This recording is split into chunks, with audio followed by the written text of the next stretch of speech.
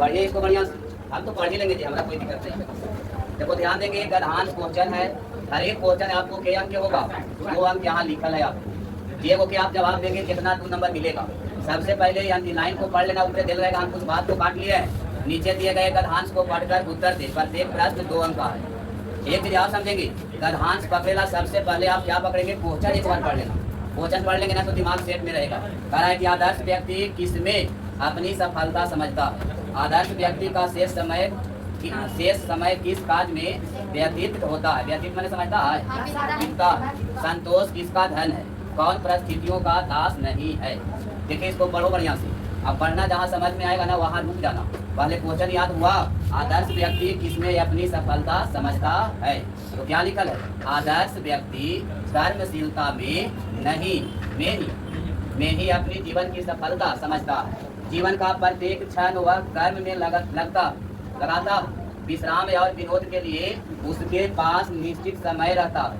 शेष समय जनसेवा में व्यतीत करता है। देखा, शेष समय जनसेवा में व्यतीत होता है। हाथ पर हाथ धरकर बैठने को वह मृत्यु के समान समझता है। काम करने की उसमें लगन होती है, उत्साह होता है। विपत्तियों में भी वह अपने चरित्र का सच्चा परिचय देता है। हर्ज रूपी कुदाली से वह बड़े बड़े संकट रूपी पर्वतों को तोड़ देता है। उसकी कार्य कुशलता देखकर लोग दांतों तले उंगली दबाते हैं। संतोष उसका धन है। किसका धन है, संतोष उसका धन है। वह परिस्थितियों का दास नहीं, परिस्थितियों उसकी दास है। पढ़िए अब यहाँ से क्वेश्चन, आदर्श व्यक्ति किसमें अपनी सफलता समझता है। तो यहाँ से मिला कि आदर्श व्यक्ति कार्यशीलता में ही अपने जीवन की सफलता समझता है। देखना कभी कभी लाइन आपको हूबहू बैठा सकती है, आप जाते लिखने की जरूरी नहीं है, आपको बस आंसर तैयार कीजिए।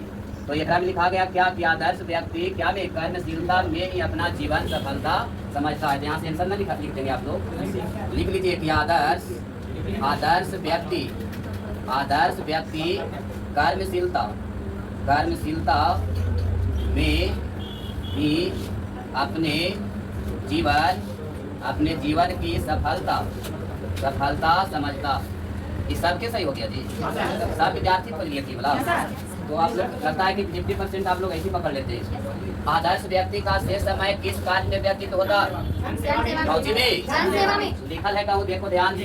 जीवन का प्रत्येक क्षण वह कर्म में लगाता है। विश्वास और विनोद के लिए उसको पास निश्चित समय रहता है। शेष समय न लिखल है, यहाँ लिखल था शेष समय, सही है। शेष समय उसको क्या में व्यतीत होता है, जनसेवा से। तो यहाँ न लिख देंगे कि आदर्श व्यक्ति का शेष समय जनसेवा में व्यतीत होता है। यहाँ से लिख दीजिए आदर्श व्यक्ति का शेष समय कौन में, जनसेवा में व्यतीत होता। अगर आप एक लिख देंगे ना कि जनसेवा में व्यतीत होता है तो मिल जाएगा। एग्जामिनर आपको बड़ा लाइन नहीं देखता है, देखता है कि सटीक आंसर दिया है कि नहीं। एक वाक्य में उत्तर आपको दे देना, कहीं थोड़ा और बड़ा भी लिख देंगे, लेकिन इतना भी चलेगा। संतोष किसका धन है, ये भी बताओ। तीसरा, संतोष किसका धन है, कहाँ है जी, लास्ट में मिल रहा है। संतोष किसका धन है, बताओ जल्दी। इसमें कहीं लिखल है, इसमें जरूर लिखल है, लेकिन अच्छा बताओ ना भी एकरा में कोई पॉइंट मिलेगा, फिर भी अपने विवेक से बना सकता कि संतोष किसका धन है। तो संतोष आदर्श व्यक्ति का धन है, तो ना लिख लेंगे यहाँ संतोष आदर्श व्यक्ति का धन है। देखो कहीं ना कहीं लाइन लिखल है, लेकिन हम लोग पढ़ नहीं रहे। कहीं होगा लिखल आदर्श तो लिखल होगा, लाइन जरूर लिखल होगा। लास्ट लाइन ऊपर देखो है ना, संतोष उसका धन है। किसका, संतोष उसका धन है। किसका, आदर्श व्यक्ति का, है कि नहीं। चलिए फिर क्या है, कौन परिस्थितियों का दास नहीं है, कौन परिस्थितियों का दास नहीं है। वो जो फिर से इसको आदर्श व्यक्ति परिस्थितियों का दास नहीं है। तो यहाँ पर लिख देंगे कि आदर्श व्यक्ति परिस्थितियों का दास नहीं है। कितना मजा से 10 नंबर मिल जाता है, खाली थोड़ा सा दिमाग खाली लगाना। एक क्वेश्चन और था ना, एक क्वेश्चन क्या दिए थे आप लोग, 5वां बोलो जी। आदर्श व्यक्ति आराम से बैठना। व्यक्ति अब आराम से बैठना, आराम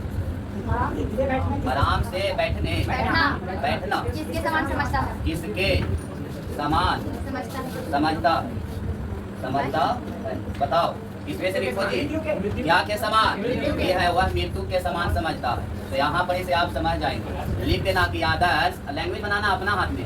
आदर्श व्यक्ति मृत्यु के समान बैठना समझता, मृत्यु के समान बैठना समझता। बताओ 10 नंबर आप लोग छोड़ देंगे तो 50 नंबर आपको खाली थोड़ा सा इंडिकेट खाली कर देना है। 50 नंबर ऑब्जेक्टिव और 50 नंबर सब्जेक्टिव में खाली रास्ता दिखा देना, बस आपको काम हो जाएगा। अब याद भी हो गया। पहला था कि आदर्श व्यक्ति किसमें अपनी सफलता समझता है, तो आदर्श व्यक्ति क्या है, कर्मशीलता। बस यही तो है, अगर एक ही को नहीं चुन लेंगे तब हो जाएगा। आदर्श व्यक्ति कर्मशीलता में ही अपना जीवन सफलता समझता है। दूसरा क्या था, आदर्श व्यक्ति का शेष समय किस कार्य में व्यतीत होता है, कौन सेवा, जन सेवा। यहाँ भी कहीं जन सेवा है, देखिए क्या है, जन सेवा में व्यतीत होता।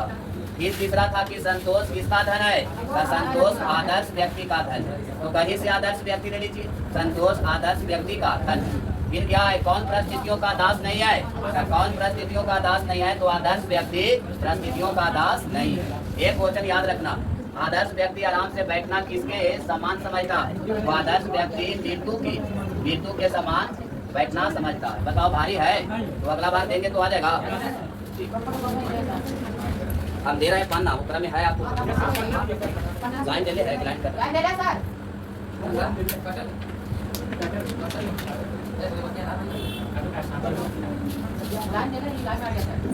अब उत्तर बोल के लिखावेंगे। ध्यान दो, पहले पढ़ो, सबके हिंदी पढ़े आता है जी। कितने विद्यार्थी में बैठल होगा कि एकदम बाबा और मामा होगा, नहीं आता होगा, आता है सबके लिए। 10वां नेता को विद्यार्थी से भेंट न हुए, कैसे वो अपना कॉपी भरेगा से भगवान जाने, कईयों पास हो जाता।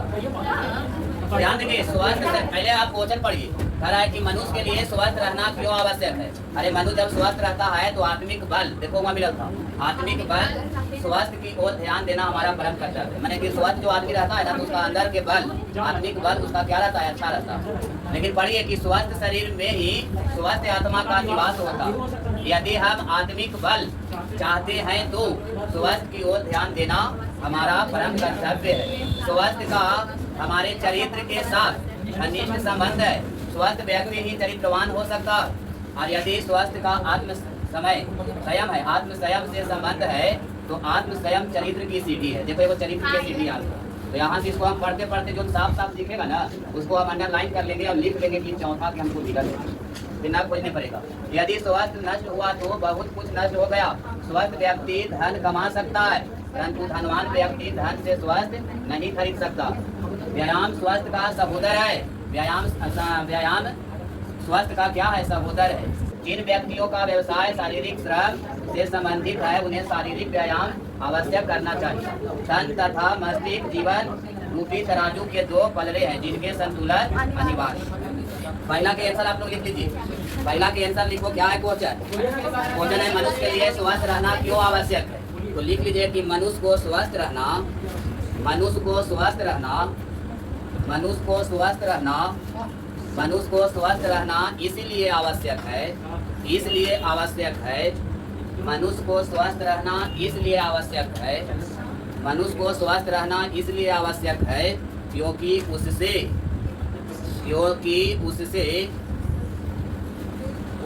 उसे आत्मिक बल प्राप्त होता, आत्मिक बल प्राप्त होता।